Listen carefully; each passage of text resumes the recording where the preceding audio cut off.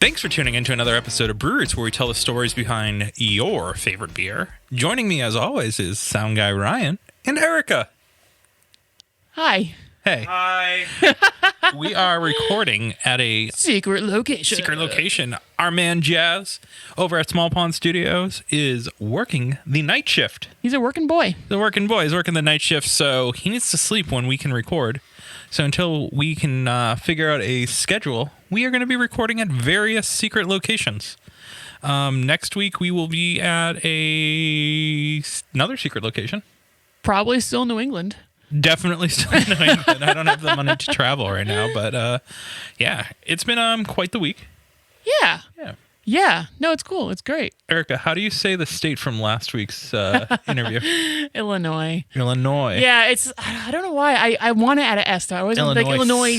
Somebody called us off on our TikTok, which is at Brew Roots. If you aren't following, our TikTok is amazing. Do it. But yeah, we had an awesome episode with Short Fuse Brewing. Yeah, ton of fun.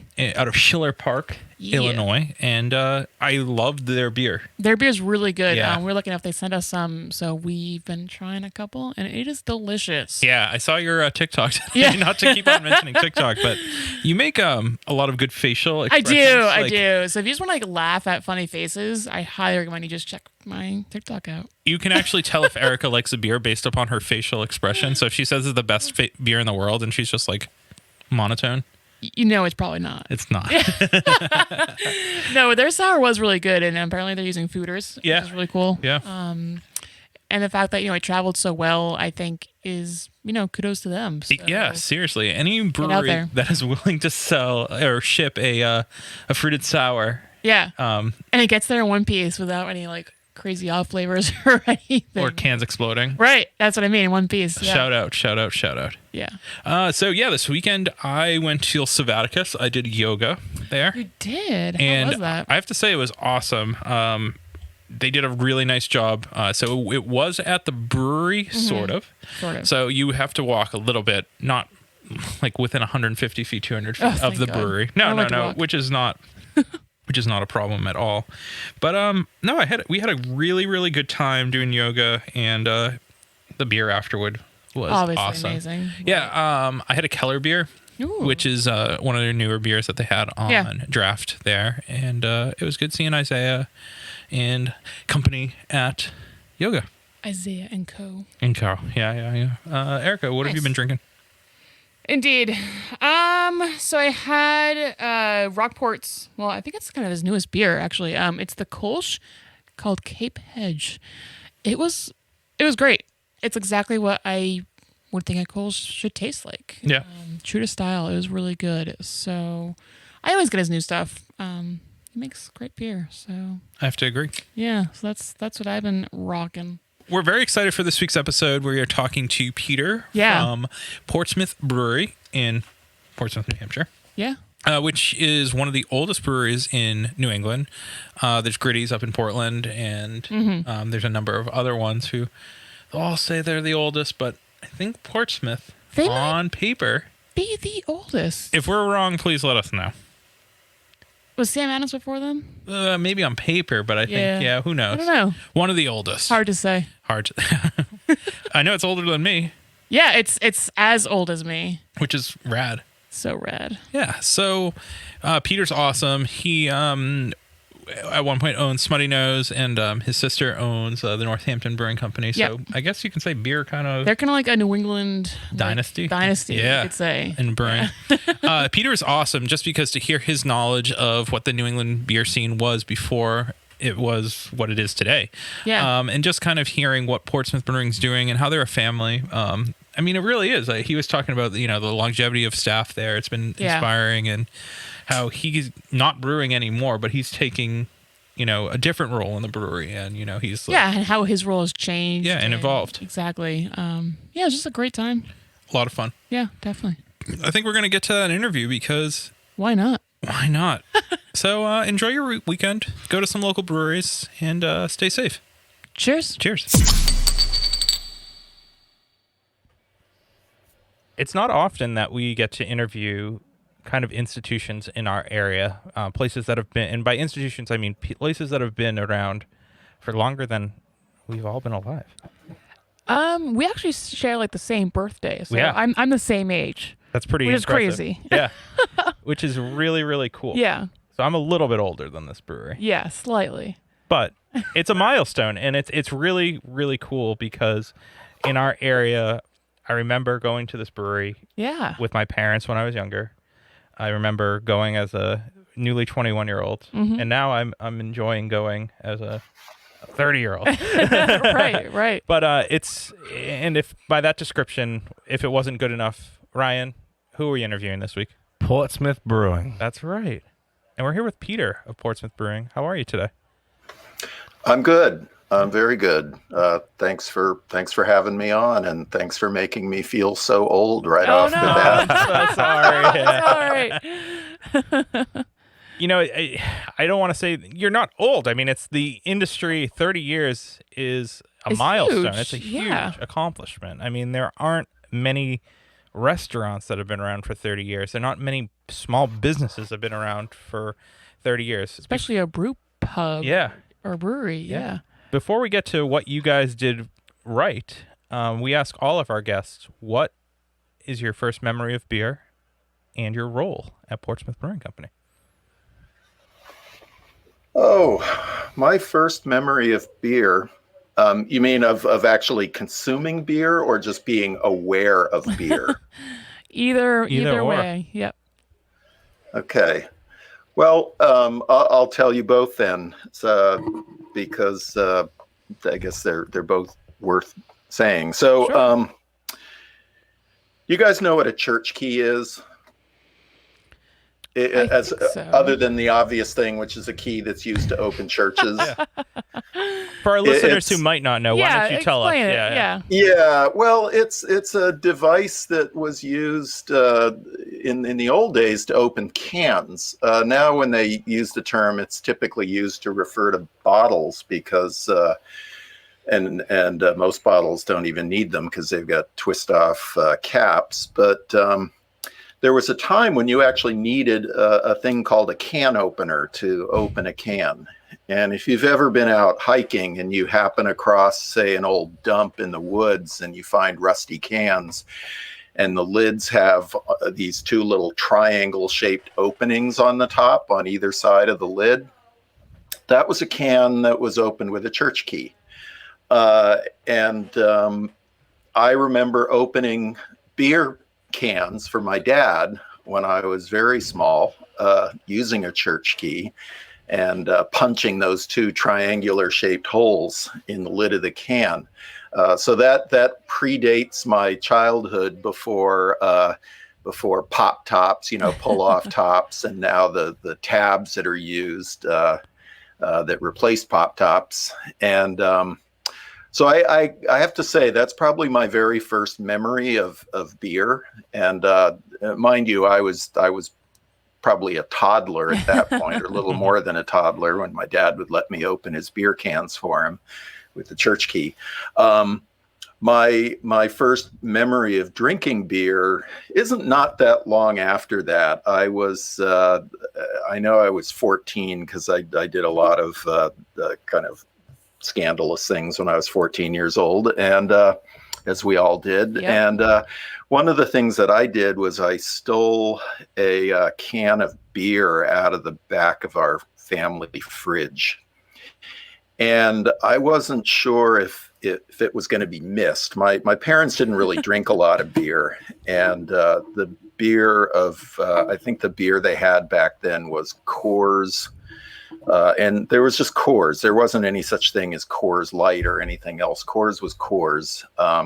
And this would have been back in the early 70s. And I stowed that can in the bushes out behind our house. And I waited a couple weeks to make sure that no one noticed it was missing. And I went out I think it was the middle of summer. I went out one summer evening and sat in the bushes with my purloined can of beer and popped it open. It was very foamy, as you can imagine. It was very warm. And at that point, it was probably pretty skunky as well. And I remember taking a big swig of it and it was just pure foam. The foam kind of gushed all over the place, including inside my mouth, and it made my eyes water. It probably was the worst thing at that point, or one of the worst things I'd ever put in my I can mouth. imagine. Yeah. No kidding. And the surprising thing is, it's kind of like your first cigarette. The question is, everybody has a first cigarette. The real big question is, why does anyone have a second cigarette? Yeah. And I guess I would ask the same question about beer. That was my first experience drinking beer. And I think the thing that ran through my mind at the time was, why does anyone drink this stuff? Right. Now, mind you, by the time I was 16, which is 2 years later, I was a pretty regular beer drinker. I had a friend who was one of those weird people who got really hairy at a young age and was able to pass for 21 when he was 16. And we used to sit out on my front porch and drink beer probably 3 nights a week. So I can't really say I'm particularly proud of any of those memories. But that was my first experience with beer. And I guess I will fast forward just 1 year later. Sure. When I was 17 and I went off to college. I lived with my cousin up in the Bay Area because I went to UC Berkeley. And he brought home this stuff that he'd never seen before. He worked in the city in San Francisco, and he came home to Berkeley and brought home a 6-pack of this stuff called Anchor Steam Beer. And that was in 1976. And that was my first experience drinking something other than a light Pilsner style beer. Yeah. And it was kind of a revelation, I will say. But it was quite a few years later that I actually had, like a true craft beer, which would have been sometime in the mid 80s. Yeah. And your role. Yeah, that's amazing. Your role at the brewery.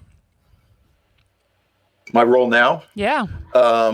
I guess I would say my primary role now is worrying. I tend to take the worrying on, so that I say it's kind of a flippant answer, but for the most part, I try, because I am by nature kind of a micromanaging guy, and if I didn't really work on it, I'd be in everybody's grill, in everybody's business, doing things that I really have no business doing.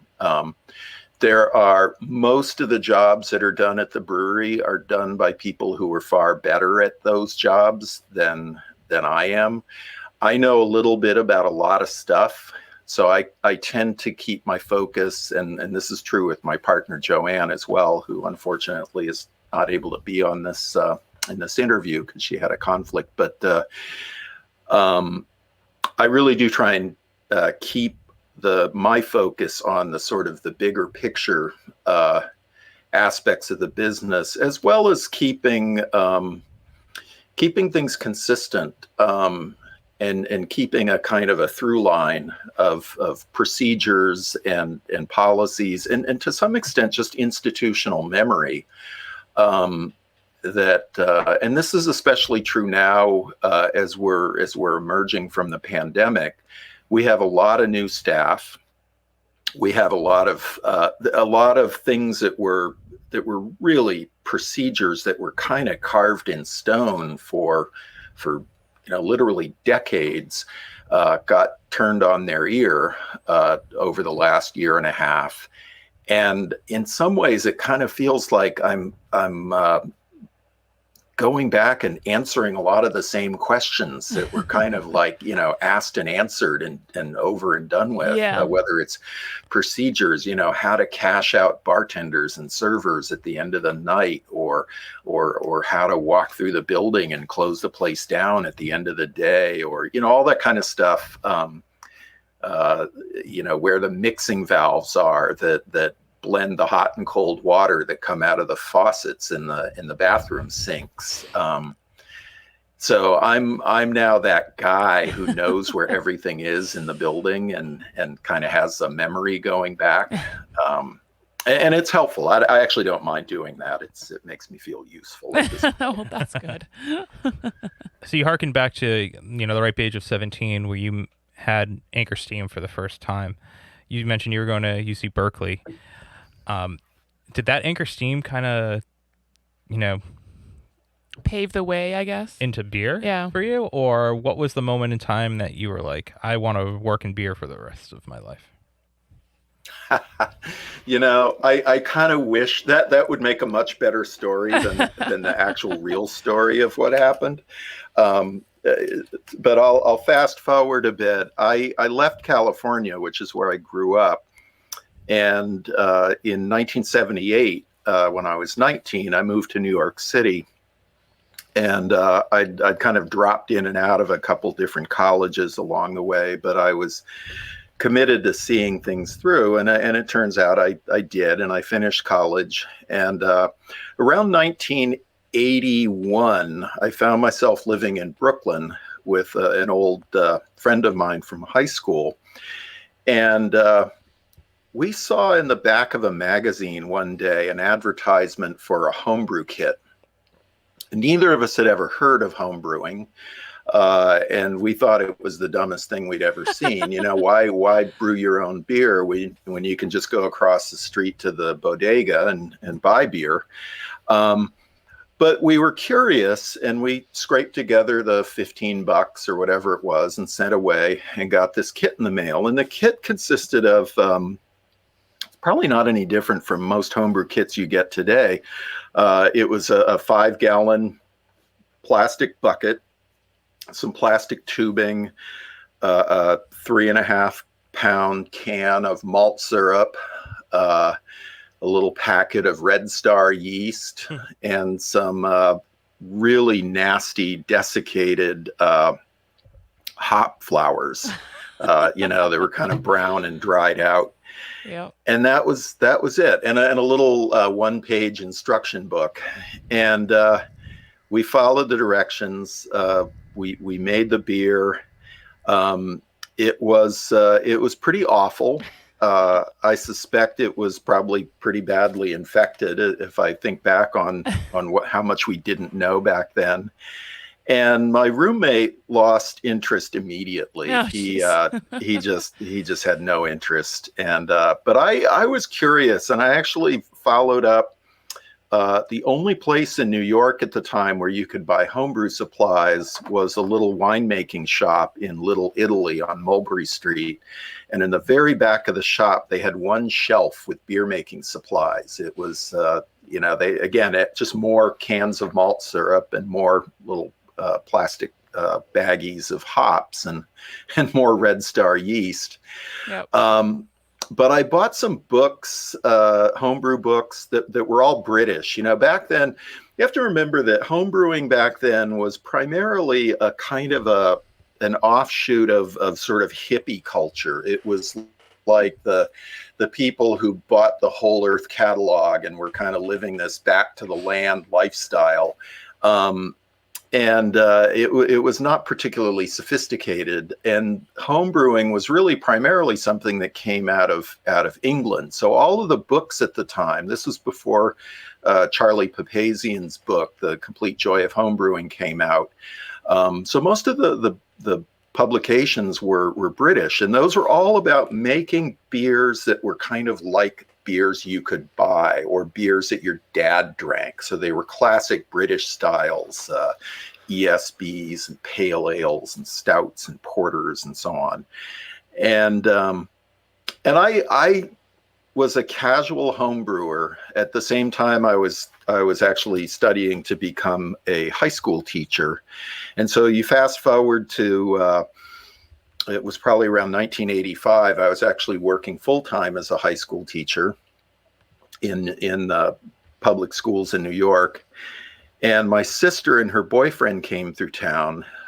They were doing merchandising for a company called Winterland Productions, which was a rock and roll tour company based out of San Francisco. So they'd get assigned to a tour and go travel, zigzag across the country, setting up a t-shirt concession at a different venue every night. And at the time, they were doing the merchandising for the Jackson Brothers Victory Tour. Oh, wow. Yeah, you guys may be a little too young to remember that, but at the time, Michael Jackson was the biggest pop star in the world, and he gathered together his four brothers, and the Jackson Five was back on tour for this, what they call the Victory Tour. And my sister and her boyfriend had been doing that probably for a year at that point when they passed through New York. And we were sitting around my kitchen one night, drinking some homebrewed beer that I'd made. And they started telling me about these great little places they'd seen out in the Bay Area where they lived, which were little bars that made their own beer. And as the evening wore on, we drank more homebrews and we got more enthusiastic about this idea. And we started saying, well, geez, somebody should do it here in the East Coast. And why not us? And I have to give my sister credit for this. And my sister's still in the business. You may have crossed paths with her. She owns the Northampton Brewery in Western Massachusetts. Oh, okay. Her name is Janet Egelston. She's really the one who wouldn't let this idea go. You know, they got back to San Francisco and I went back to my job teaching high school, but she actually started making phone calls and they took field trips and went and visited breweries up and down the West Coast, and they gathered up information and they made the case, she and her boyfriend Mark made the case to me that we ought to all get together and start a brew pub on the East Coast. And one thing led to another, and by the summer of 1987, we had opened the Northampton Brewery in Western Massachusetts. Now, that's how I got into the beer business. I was nominated to be our first brewer because I was the only one who knew anything about making beer. But making beer in a plastic bucket in your kitchen and making something that you expect people to spend money for, two entirely different things. For sure. And the one thing that I'll say, say a couple things. You know, I was on a really, really steep learning curve. And but the thing about that was everybody back then was on a steep learning curve. Yeah. So to some extent, the people who were seeking out what we were doing, we're pretty forgiving. You know, we were given the opportunity to really, I'm not sure how colorful my language can no, be. whatever you'd like to say is fine. Okay, well, I was going to say, we fucked a lot of things up along the way. But we were able to bounce back and learn from experience and learn those lessons. And I actually was the head brewer at the Northampton Brewery for the first 4 years until we opened the place in Portsmouth in 91. And at that point, I built a brewery in Portsmouth and hired a head brewer there and hired my replacement in Northampton. And I've been in management ever since. And I'm not sure if you held a gun to my head if I could go into the brewery and figure out how to work all the levers and brew a batch of beer. I probably could under duress, but I can't say it would be very good. But yeah, that's how I got into it. Yeah, that's an amazing story. It's kind of cool to hear where you've kind of traveled and kind of got to the beginning of Portsmouth Brewing, where we're here to talk about today. But before we get into that, we have to get a quick word from our sponsors. So take it away, sound guy Ryan.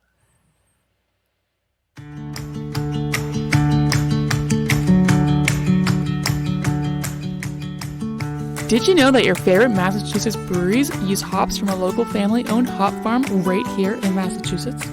Our friends over at 4 Star Farms are there for you whether you're a commercial brewery or a small batch home brewer. Make sure to head over to their website today and get your hands on some of the best and freshest hops available locally. Cheers.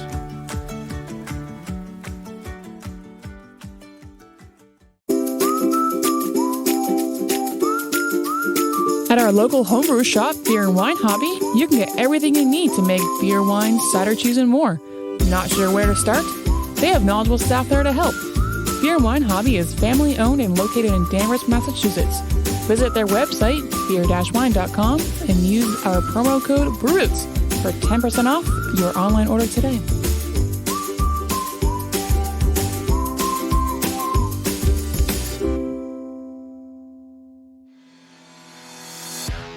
Shirts on Tap is the box subscription service for craft beer lovers. Each month, Shirts on Tap partners up with 7 different breweries from across the country and collaborates on a sweet custom shirt design. We've been teamed up with Shirts on Tap since the inception of the podcast and are proud to announce a new promo code for all of our listeners. To get your first shirt for $5 off, go to the link in our description below and use the promo code. And remember, drink better beer, wear better shirts.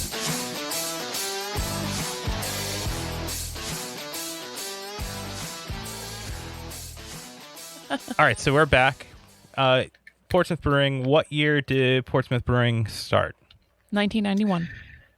Yep, we started in 91. I mean, like, what month of 1991? June. June, actually. It was right around this time of year. Yeah. What was the beer scene in New England like at that time, and who was your first head brewer at P Brew? The beer scene in New England was really pretty limited. I'm trying to think. Obviously, the Northampton Brewery, our place, existed. There were a couple of brew pubs in Boston, including the one that had beaten us to the punch as being the first one, which was the Commonwealth Brewery, which sadly is no longer with us. Harpoon Brewery opened the same summer we did in Northampton in '87. David Geary opened his brewery up in Portland, Maine, I think in '85 or '86. And there was Catamount Brewery up in White River Junction, Vermont. And I believe that was it for small breweries in New England. A lot of people were still pretty confused about Sam Adams because, obviously Boston was all over their name, but Sam Adams wasn't made anywhere near Boston at the time. And then there was a handful of beers that were made under contract that were sort of, craft-ish beers. And I'm remember if any of them are still around. No, they're really not, actually, as I think about it. So the beer scene was very limited, and consequently, those of us who were doing it pretty early on, we had to not only make beer, we had to essentially make our own customers as well.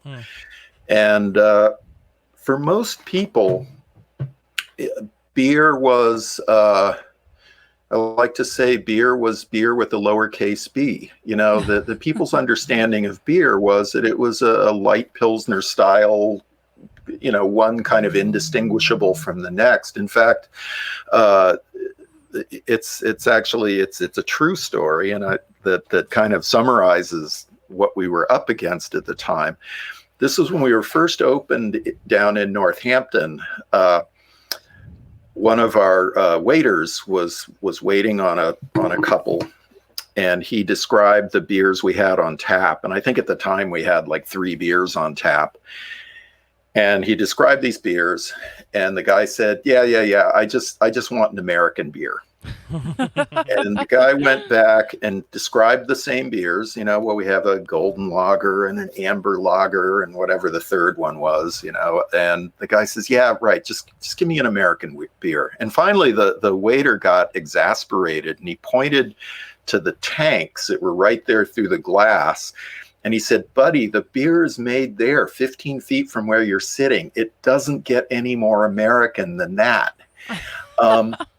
But the thing is that I love telling that story in part because I know exactly what that guy meant. An American beer was a light Pilsner style beer. And I'm not really judgmental. And as I've gotten older, I've grown less judgmental about beer styles, because what's the point? If your drink is Coors Light, who am I to argue with it? And to be honest, and I'll just say this, if I'm at Fenway Park and it's 95 degrees and the line at the Coors Light booth is short, I'm going to buy a Coors Light. And you know what? I'm going to really enjoy it for what it is in that circumstance, and I'm not going to try and make it something that it's not. or criticize it because it isn't Right. something that it's not, and because it doesn't pretend to be anything other than what it is. However, as we all know, there's a whole world of wonderful beers out there. But at that time, people didn't really know that. The only ones who did were either elderly people, and even then, you had to be pretty old to remember what beer was like, say, before Pre-Prohibition. World War II, Yeah. when there were still a lot of local breweries and a wider range of beer styles. There were also people who'd been deployed overseas in the military, who had experienced beer in, say, Germany or in England. And then there were the hippy dippy back to the earth types who were homebrewing and had discovered beer styles just through homebrewing. And that was pretty much it. That was our whole universe. That was our whole constituency. And we had to kind of build from the center out from there. So anyway, I sort of lost track of your question. I think you were asking about the beer scene back then. Yeah. And that was it. It was kind of I was gonna say, I pathetic. think you described it. Yeah. Yeah. So why Portsmouth? I mean, obviously, between Portland, where Geary's is, Boston, where Commonwealth was, is that kind of why, or why Portland? I mean, Portsmouth. We ended up in Portsmouth after a pretty long and pretty frustrating search for a second location. We felt pretty early on that we were onto something special. Within the first year in Northampton, we saw the excitement around what we were doing. We saw the opportunity out there. We actually felt like we were starting to kind of figure things out a little bit. And I think we kind of were with a lot of help from a lot of people. But we ran into a couple of roadblocks. The first of which was that brew pubs were still illegal in most states. Oh. It's kind of hard to think about that now because they're so commonplace. But back then, most states were very, very strict adherents to the three-tier system. And as you know, the three-tier system puts a barrier between the manufacture, the wholesale sale, and the retail sale of alcoholic beverages. And a brew pub is certainly a clear violation of that. So the way the law was being interpreted back then, you could not make beer and sell it under the same roof. That was a violation of state and federal law. And only a few states allowed exceptions to that. Massachusetts sort of kind of did. They had this license called a farmer brewer's permit, which was never really meant to be for brew pubs. It was really more like basically it was for farmers to make beer and grow. It was I don't even know what it was, why it was on the books, but it was.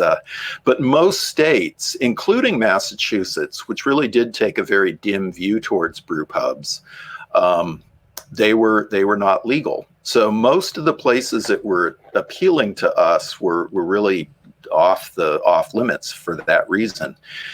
And we happened across Portsmouth on the recommendation of a friend, and then we were introduced through mutual acquaintances to some people who owned this beautiful building right in the center of downtown, and they desperately wanted to sell it. And they had seen a brew pub somewhere, I think in Florida or something, and they thought to themselves, gosh, if we could only find someone who wants to put our brew pub in this building, we could unload this big white elephant and get the heck out of here, which is what they really wanted to do. And along we came right around the same time. And it was really a stroke of just dumb luck, because my partners and I at the time, which consisted of my sister Janet and her former boyfriend, then husband, eventually ex-husband, we came to town and we were in Portsmouth for 10 minutes and we went, oh my God, this is where we were meant to be all along.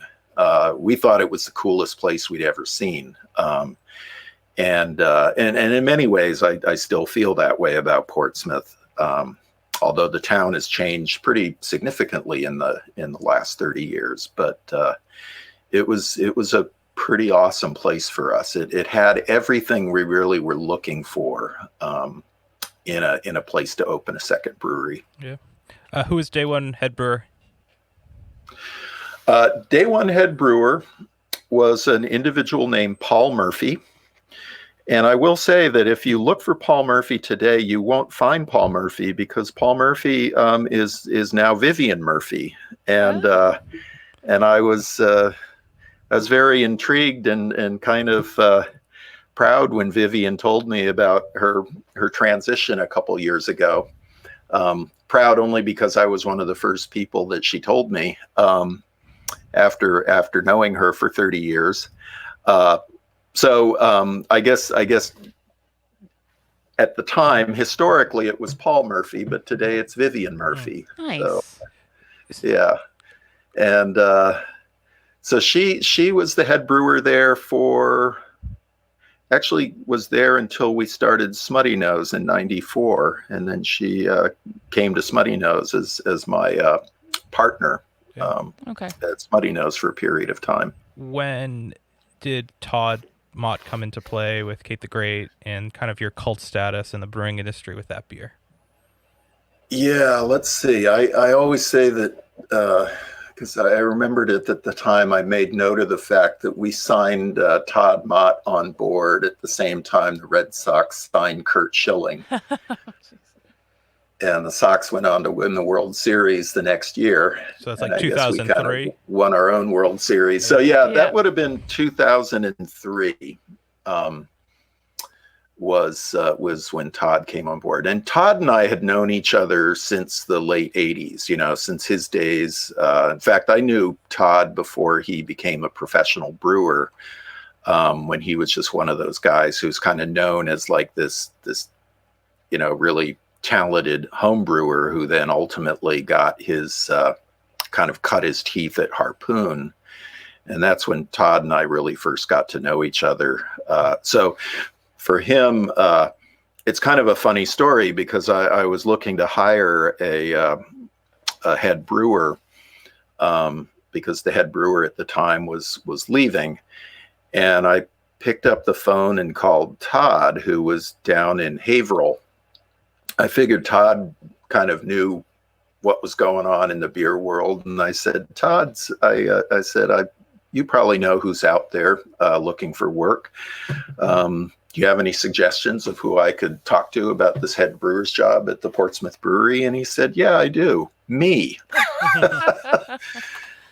And it was kind of funny because, I had never even thought to ask him, because I figured he had his own gig, but he was ready to make the move. And so he joined us in 2003, and it was a pretty cool ride. We had a lot of fun together. Yeah. You touched upon Smutty Nose. I think a lot of people know that you started Smutty Nose, and you're no longer with Smutty Nose. But how is it like owning two breweries in the 90s when people could barely handle having maybe one brewery? Yeah, it probably wasn't the smartest move on my part.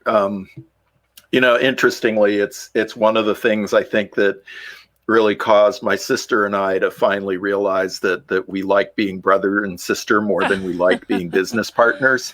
Yeah. And so we ended our partnership in the year 2000. And after all these years, we're still brother and sister, and we still like each other's company. And we don't have to figure out how to be in business together. But yeah, running in some ways, Smutty Nose started, and I'll just be really candid, it started in some ways as an appeal to vanity, and this after hearing people come to us for, it wasn't a long time, we hadn't been around for that long, but hearing it over and over again. They'd try our beer and they'd say, oh, we really like this beer. You guys ever thought of putting it in bottles? And eventually, when you start hearing that kind of thing often enough, it starts to go to your head. And when I had an opportunity to really impulsively buy the assets of a small brewery that had gone out of business in Portsmouth, this was the Frank Jones Brewing Company. And I guess you could say that my experience in the production beer business was essentially bookended on both ends by a foreclosure auction, and make of that what you will. But that's kind of karmically, I guess, in some ways, how it's all sort of balanced out. But I acted on that impulse and bought this building full of equipment. In fact, I would tell people, and I still think this is true, that we started Smutty Nose in the most ass backwards way you could start a company. Normally if you start a company, you have an idea, and you put the idea to the test. You go out and you talk to people, you kind of try and proof it out, figure out whether it's actually a good idea or a really stupid idea. And then you develop a business plan. Somewhere along the line, you flesh out your business plan, you look for financing, and then ultimately, once you've got some money, access to money, you secure a location and you buy your equipment, and so on and so forth. And then eventually you're off to the races. Well, I had a building full of equipment first and no plan, no money, no real vision. All that stuff had to kind of run and catch up. But again, I go back to what I said a few minutes ago, which, much like our experience opening the brew pub, in the production brewing business at the time, most people were truly just making it up as they went along. Yep. And I will say the one person in craft beer who really stands out as being the one person who really wasn't winging it ever is Jim Cook from Sam Adams. Yeah. Because he had a vision from early on, and he recognized something early on. And I'm sort of drifting a little bit off the topic here, but it sort of goes without saying that he built something really unique because he saw something at the time that no one else recognized. And what he recognized there were these mid-sized regional breweries all over the country that were operating at less than 100% capacity. And he knew that he could purchase their spare capacity for a lot less money than it would cost him to build a bricks and mortar brewery. And that was when the whole notion of contract brewing began. And it's something that they took a lot of heat for in the early days, of people saying, "Oh, it's not a real craft beer because it's made at a Miller plant, or it's made at at the Schaefer plant, Philadelphia, or whatever." But honestly, he saw that early on before anyone else did. And it was pretty amazing. The rest of us were all scrambling around and making it up as we went along. And I think that's still one of the hallmarks of this industry. And it's one of its charms, and also I think one of its potential weaknesses as well. Yeah. Yeah. So I am curious to know why Portsmouth Brewing is still around today. What are you guys doing right? And do you see a lot of breweries doing it, I hate to say, quote unquote, wrong? But we'll get into that on the other side of these sponsor bumps. So take it away, Sound Guy Ryan. Are you a solo artist, band, podcaster, or anyone else who needs recording services? Well, we got a place for you where your vision can become a reality. Welcome to Small Pond Studios, built by hand with heart and sweat equity by musicians for musicians. Go to smallpondstudios.io to reach out to get more information. And make sure you let them know that Brute sent you.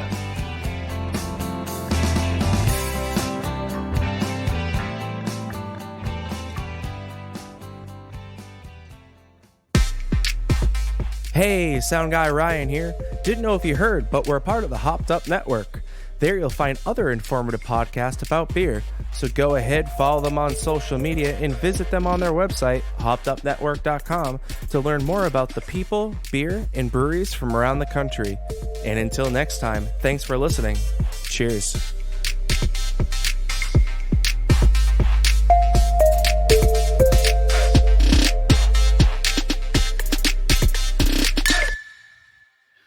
All right. So you were asking about how is it that we've kept our heads above water for the last 30 years? My words, not yours. It's a good question. And I have to say, I never planned to be around for 30 years. I don't really know what the plan was, but it wasn't necessarily to be around for 30 years. It just sort of happened. But I think that there are a couple things that we've had that have worked for us. One is an awareness that we've had pretty early on that we were not going to be a brewery that also served food. We were going to be a restaurant that made its own beer. And I think that's an important distinction. I think many small breweries have go into the pub business with a certain amount of trepidation. They've gone off, they've won their blue ribbons, in the homebrew contests. They've listened to all those people telling them that they should go pro. They're really into beer. They love beer culture. But the thing that they haven't fully embraced is the concept of hospitality. And it's something that we've always put a lot of energy into. And I still do. I think about it more and more. I've said other places, and it bears repeating here, that the thing that I am most proud of when I look at the Portsmouth Brewery now is its role in our community as a public house, as a place of gathering where people come on dates, they come for meetings, they come just to hang out and maybe watch a sports event on TV. You walk into the place and you can just feel it in the air. And it's great now that we're able to have more seating now that the COVID restrictions are starting to get loosened up as we work our way out of the pandemic. Walking in and hearing that sound of people, there's just nothing else like it. And I'll stand there sometimes and just drink it all in and just think, this is really remarkable. This is really something special and something that I'm really proud of. And I hope I try and invite our staff to think of it in those terms as well. We walk a fine line, though, because physically the brewery has not changed a lot. We did a big makeover back in the mid-90s when we bought the adjacent building, and we expanded into that adjacent building and created a new dining room and more kitchen space and reconfigured the bar and did a bunch of other stuff. But if you walked in there today and you hadn't been in the place for 20 years, it would not look significantly different. And that's intentional on my part. However, we are also operating in a landscape where people are constantly looking for novelty. And so we're trying to kind of strike that balance between being that place that's familiar and comfortable, that people know, and staying fresh at the same time. And the thing that keeps me awake at night that I think about, and I think we all think about at the brewery, is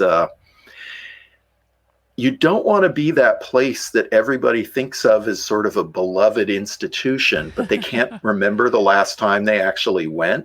Mm-hmm. And we all have those places in our lives.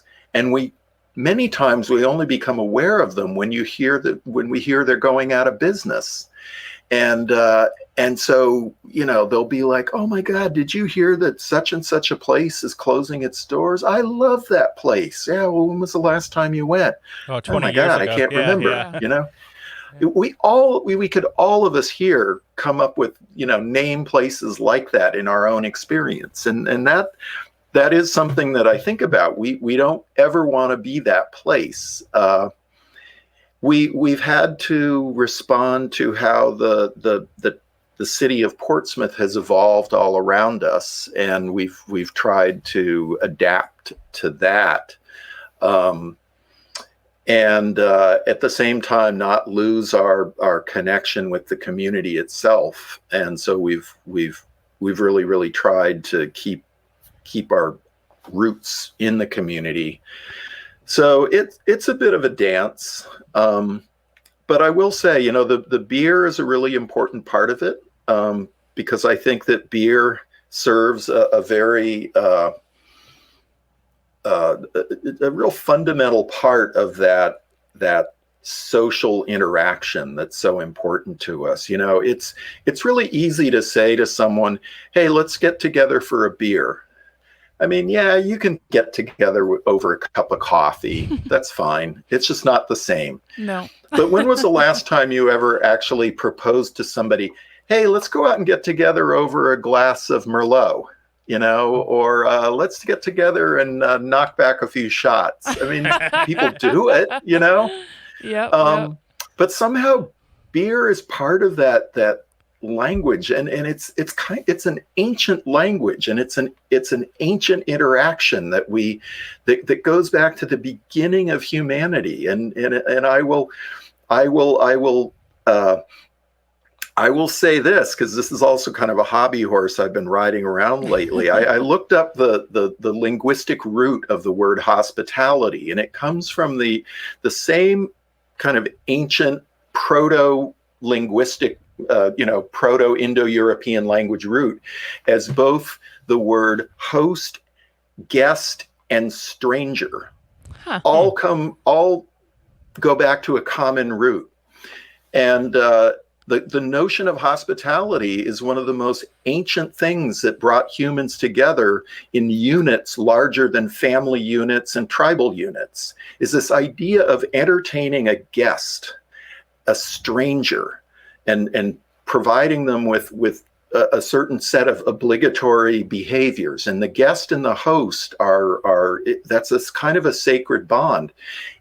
Weirdly, in our culture, that has been replaced by the notion of customer. Customer has replaced guest.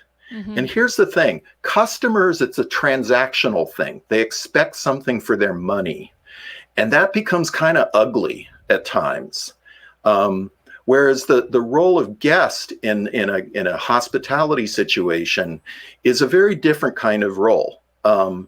Anyway, again, I'm sort of flying off in a different direction here, but it's that, I guess that in a way, I'll just say that it's thinking like that I guess has kind of kept me engaged with this business, rather than just slinging hash and sliding beers over the bar for 30 years. Right. Is actually kind of thinking of what, when you pull the lid off the box and look inside to see how everything works, how do all those parts mesh together? And that's something that I find engaging. For sure. I think it does make a difference. So what is next? What do the next 30 years bring for you? 30 years from now, I'll be in my 90s. And my partner, Joanne, we had a gathering a couple weeks ago on the actual date of our 30th anniversary. And she got up with the microphone and made a crack about being around and having another event in another 30 years. And if she'd been sitting at a table with me, I think I'd have kicked her under the table. I think that there are really a couple of things. One is, the very real question is, what is realistically the lifespan of a business like the Portsmouth Brewery? And at what point do you know when it's time to kind of draw down the curtain. I don't think we're anywhere near that point yet. But you want to make sure, at least I like to think we can know it when it's coming, and not have someone, reach out with a hook and pull us off the stage. Yeah. But on the other hand, I feel like planning for succession, to be honest, all joking aside, I am 62 years old, and I don't expect to be doing this in 10 years time.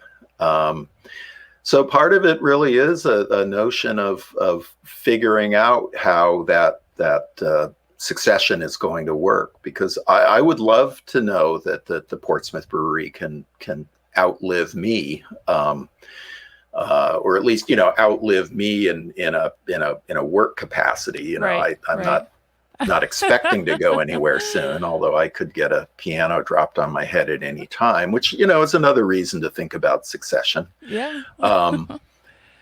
But I know you had asked a little while ago about other things we have in mind for our 30th.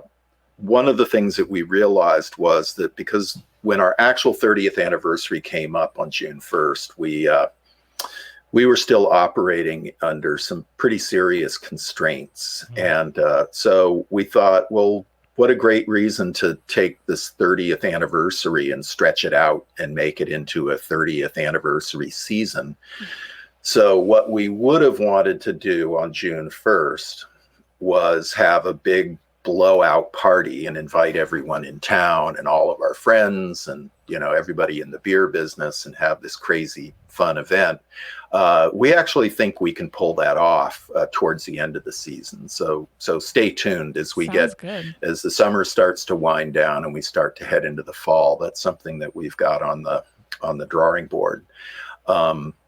And then just finding other ways to continue to show our appreciation to the community that's supported us, and all the great people who've passed through our doors, both our guests and our staff.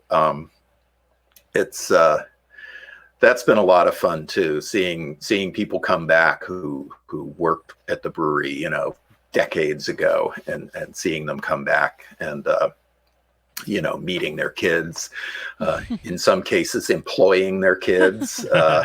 Yep. We're now on our second generation of staff in that regard. So I see more of that in the works over the coming months. Yeah. Well, 30 years is an amazing milestone. We now kind of know where you're navigating towards the future.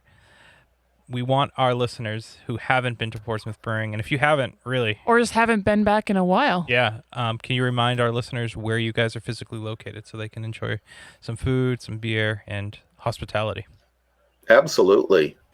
We are right in the heart of downtown Portsmouth. If you're coming up or coming down the interstate, that's exit 7, and we're just a mile off the off-ramp. And the address is 56 Market Street. We're just a few steps away from the municipal parking garage. So come see us. Yeah, and there's the city of Portsmouth has got all this great outdoor dining going this season. It's sort of a carryover from last summer, and it's just such a great vibe in town with all the tables and chairs from all the different restaurants out in the street. Nice. It's kind of fun. So if you haven't had a chance to participate in that, I also suggest that whether you come to the brewery or go somewhere else, it's just fun to come to Portsmouth and experience that. Yeah. And then on social media, I assume was at Portsmouth Brewing. At Portsmouth Brewery, the website is just portsmouthbrewery.com, and we have oh golly, our Facebook. If you just type Portsmouth Brewery into Facebook, it pops right up. There aren't a lot of us Portsmouth breweries on Facebook. Right. Yeah. But please visit us either virtually or in person. We would love to love to see you. And if anyone wants to look me up, just don't say you're my friend, because the staff at the front door have all been instructed that I don't have any friends. Because if people want to get moved to the front of the line because they're a friend of mine, that's a good way to get put on the back of the line. I jest, I'm kidding, but yeah, no, I would love to. I'd love to meet the people who listen to your podcast. Definitely. So look me up. Yeah. Well, Peter, thank you for doing this today. And we said on our outro of last week's episode, cheers to 30 years. Cheers to 30 years more. So we hope you get another 30 years or more. Yeah. I hope to see you at the brewery when you're Who like knows? 92. We may be here 30 years from now. Yeah, at 92. Absolutely. Well, thank you so much, and all right, we'll see you soon. Cheers. Cheers. Very good. Thank you so much for having me. Cheers. Cheers. All right, everyone. This is Ryan's least favorite portion of the podcast. It's personally my favorite portion of the podcast because we can actually thank our listeners for listening to this week's episode with Peter from Portsmouth Brewing Company. And tease the next one. Well, we're going to tease this one because it's part of our 50 States, 50 Brewery campaign. Dun, dun, dun. We went to another state that I did not think we would knock off right away. Ever. Or even that beer was there. Well, I guess we knew beer was there. We knew beer was there, but we just were like, really? So far away. Erica, who are we interviewing next week? We're interviewing Christy of Alaskan Brewing Company. And Christy is not only the first brewer that we've interviewed from Alaska, she's the first pastor She is. that we've ever interviewed. Which is pretty cool. Yeah, it is really cool. She was awesome. Tons of knowledge. And it's just so cool to actually see how the two roles kind of play together. Yeah, how they work. Absolutely. So that episode is available next week, and we hope you enjoy. So stay safe, drink some beer, and drink local. Cheers.